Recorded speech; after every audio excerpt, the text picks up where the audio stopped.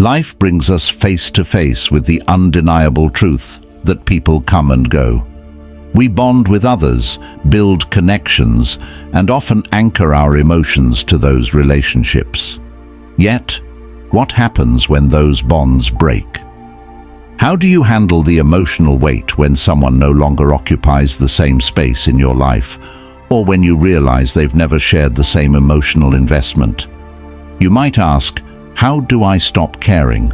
Or, can I truly detach emotionally without losing a piece of myself?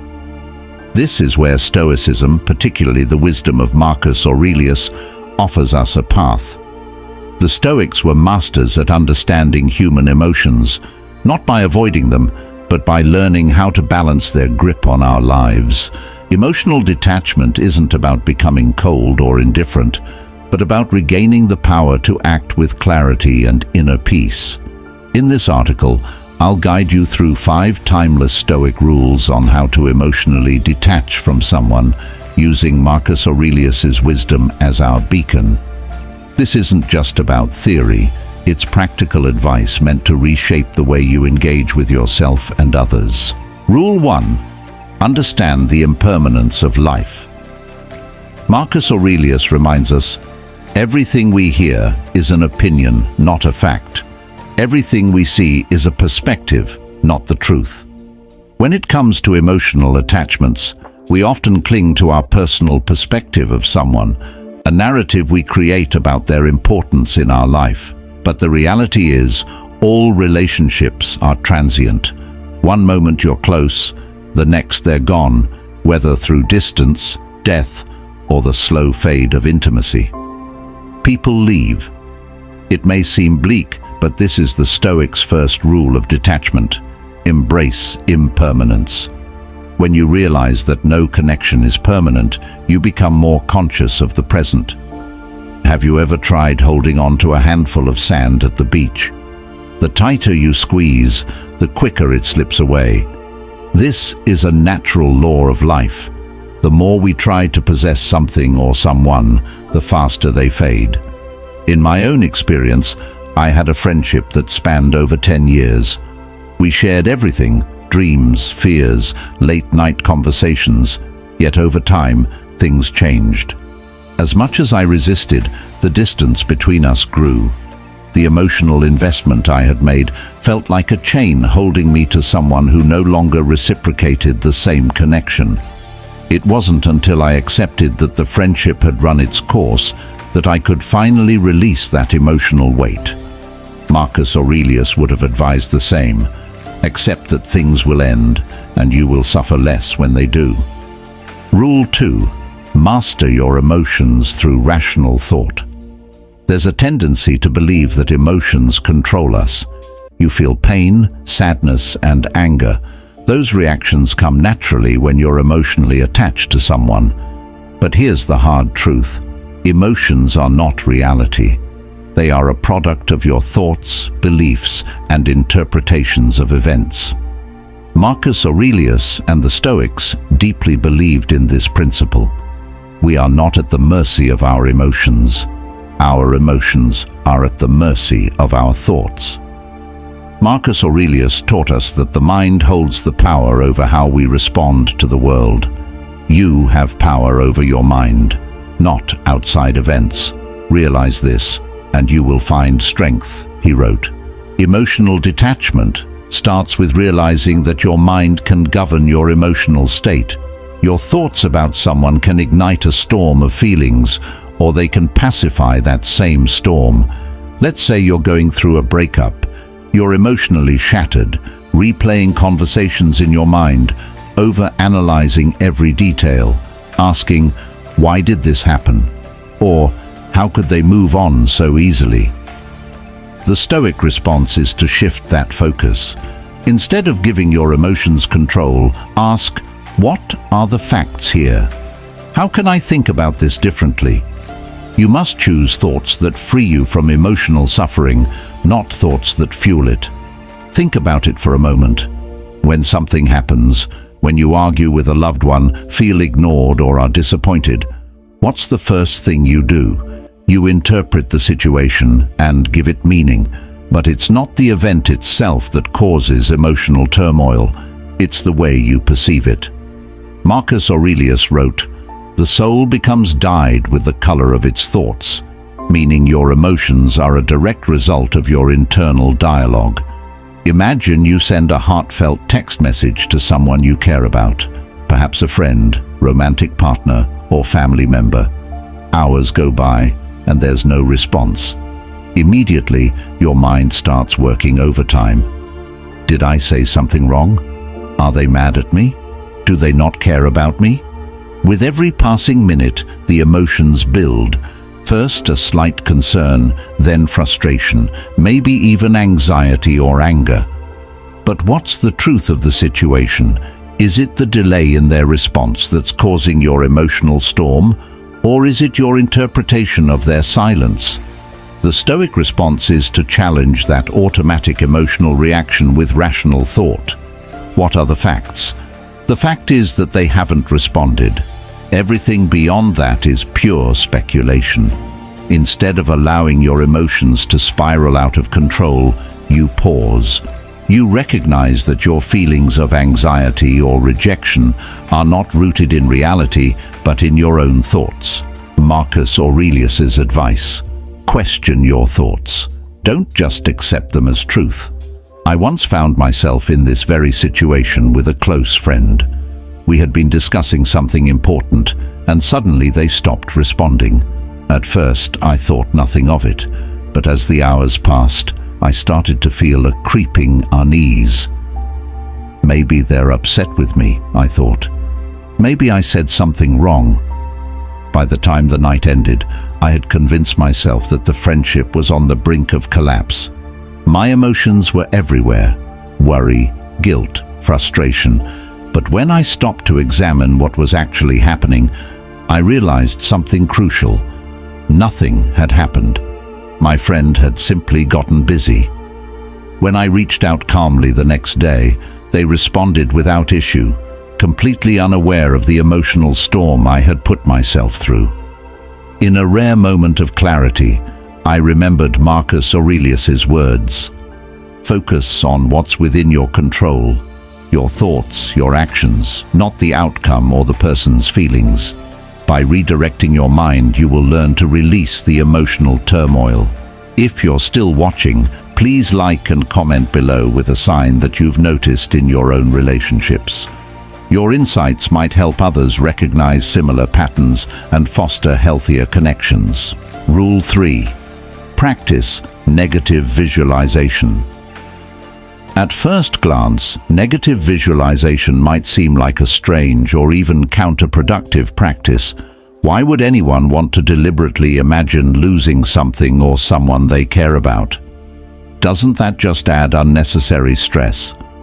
The truth is, this Stoic exercise, championed by Marcus Aurelius, is one of the most powerful tools to help you emotionally detach, not by hardening your heart, but by preparing your mind for life's inevitable losses. The idea is simple but profound. By imagining the worst-case scenario in advance, you lessen its emotional impact when or if it actually happens. This doesn't mean you become fatalistic or pessimistic. It means you're training yourself to accept reality as it is, rather than how you wish it would be. Marcus Aurelius wrote, "Do not disturb yourself by imagining the whole of your life's troubles at once.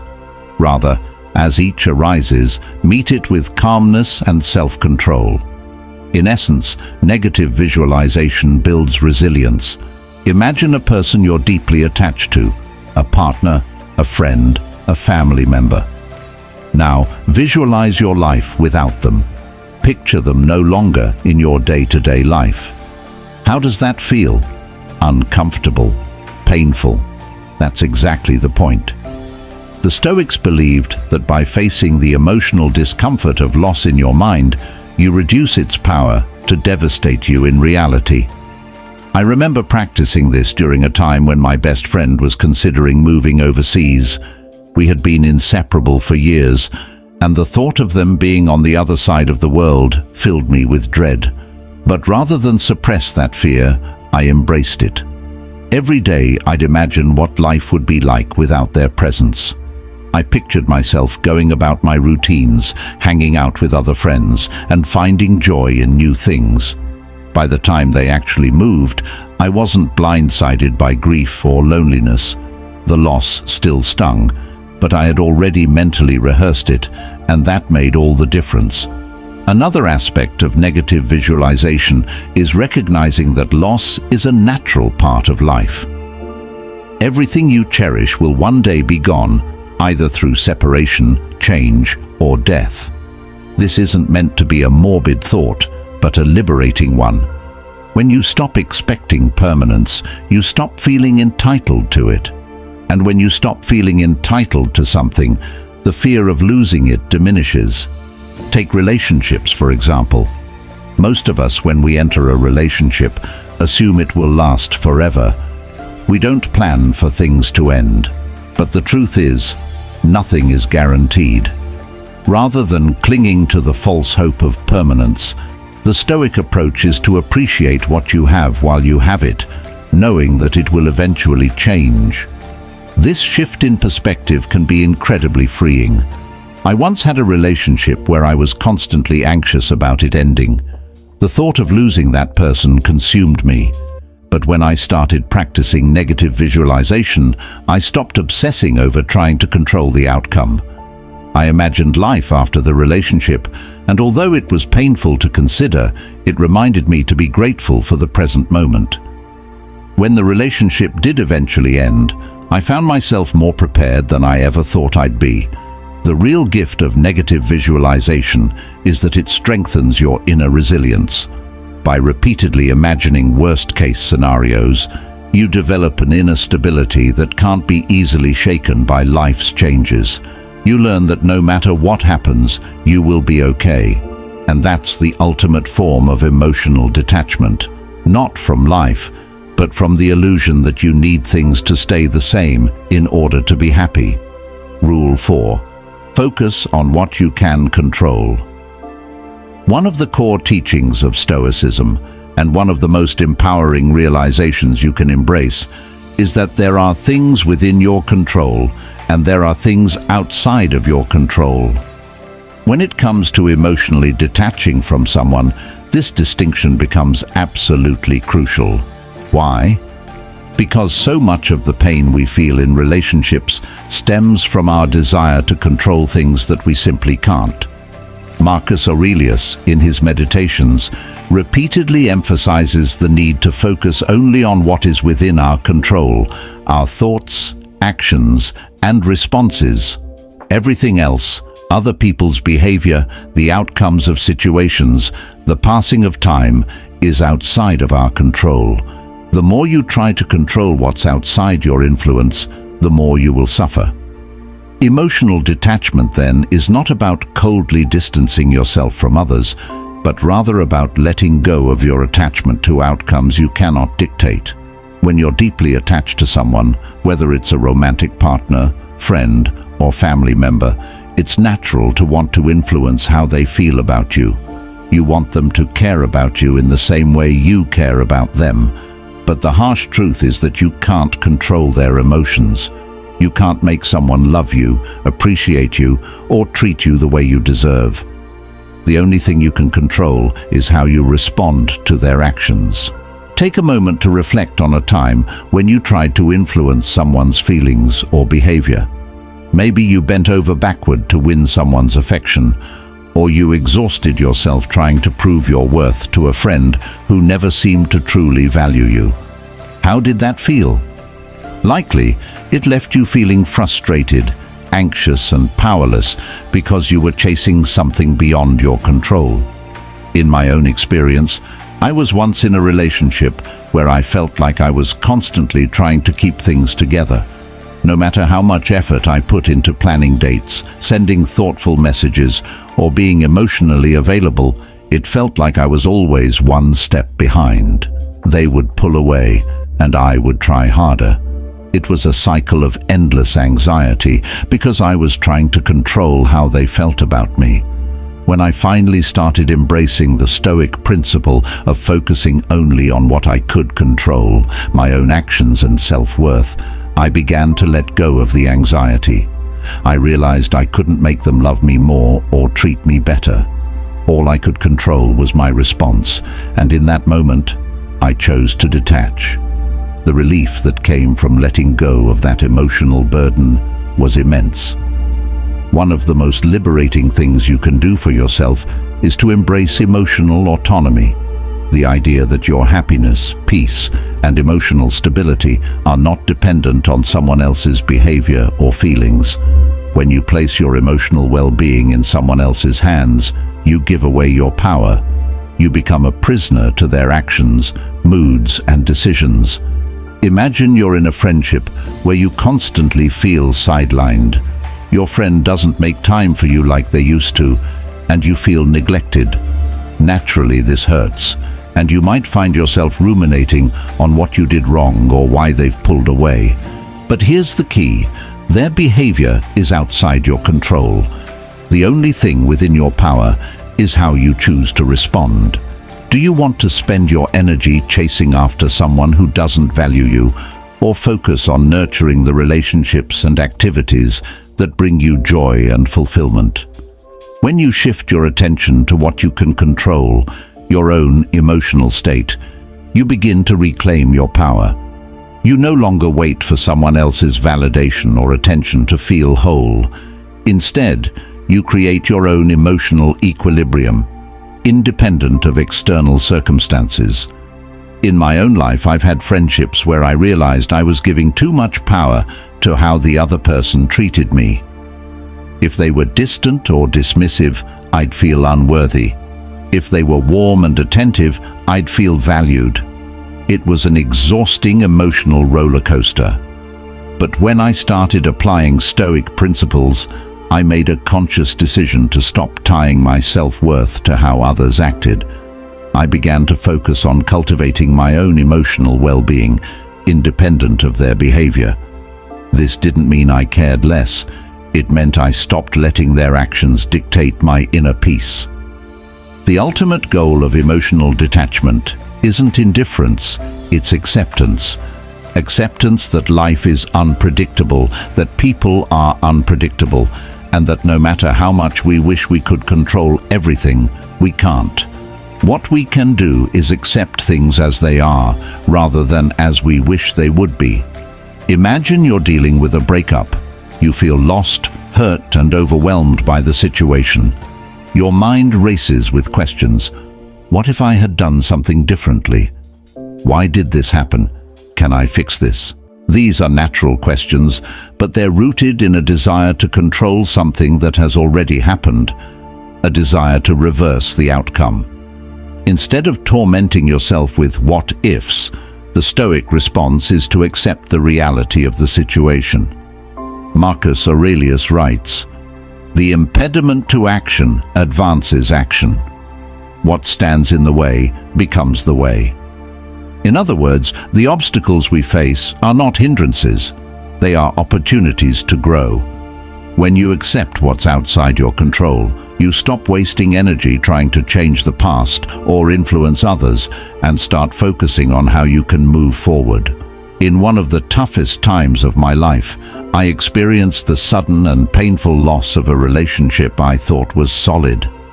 At first, I was consumed by the desire to understand why it happened and what I could have done differently. But slowly, I realized the only way to find peace was to accept the situation as it was, not as I wanted it to be. I couldn't change the past, and I couldn't control how the other person felt. What I could control was how I reacted to that loss. Instead of clinging to what was gone, I embraced the present reality and found strength in acceptance. Rule 5. Reflect on the bigger picture. When you're deeply entangled in the emotions of a relationship or difficult situation, it's easy to lose perspective. Stoic philosophy, especially through the teachings of Marcus Aurelius, encourages us to take a step back and reflect on the grander scheme of things. Aurelius often emphasized that our troubles, fears, and desires are mere fleeting moments in the vastness of time. By adopting this broader viewpoint, emotional detachment becomes easier. Ask yourself important questions like, will this pain matter in 5 years? Or, does this person truly define my entire existence? Shifting your focus from immediate emotional turmoil to a higher level of reflection helps you realize that much of your distress is tied to temporary circumstances. Stoicism reminds us that no single person or event should wield such power over our emotional well-being. When you're overly attached to someone, it's easy to make them the center of your universe. Your happiness and self-worth can become entangled with their presence or absence in your life. But stepping back and seeing the bigger picture reminds you that life is ever-changing, and relationships, however intense, are just one part of your journey. You are a complete individual with your own path and experiences. In the heat of a breakup or emotional conflict, it may be challenging to grasp this perspective. But reflecting on the larger scope of your life helps you understand that you've survived emotional storms before. Life moved on, and so did you. Think back to previous relationships or moments when you thought your world was falling apart. Those wounds healed, and you became stronger and wiser. This is the natural rhythm of life. In my own experience, I once went through a painful breakup that felt like the end of my world. For weeks, I fixated on the past, feeling like the future had lost its brightness. But with time, I allowed myself to reflect on the bigger picture and realized that this person, while important, was not the defining moment of my life.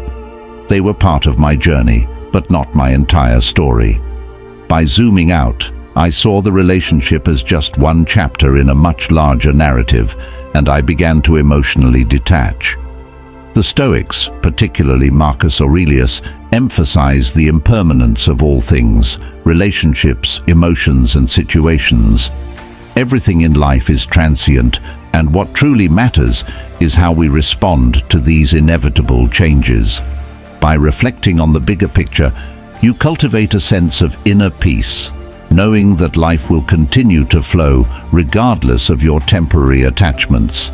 This broader perspective allows you to emotionally detach, not because you stop caring, but because you understand that clinging too tightly to fleeting things only leads to unnecessary suffering. Emotional detachment is not about apathy. It's about understanding that life is much larger than any single person, relationship, or moment of pain. By seeing your life as a vast, interconnected web of experiences, you free yourself from the tunnel vision that emotional attachment can create. Ultimately, emotional detachment is not about shutting down your emotions or closing yourself off from the world. It's about building resilience and gaining control over how you respond to life's inevitable changes. The Stoic path offers not a quick fix, but a way to inner peace. By embracing impermanence, mastering your emotions through rational thought, and reflecting on the bigger picture, you will find that emotional detachment is an act of self-liberation. So the next time you feel yourself gripping too tightly to someone or something, ask yourself, do I control my emotions or do they control me? Emotional freedom awaits those who dare to let go.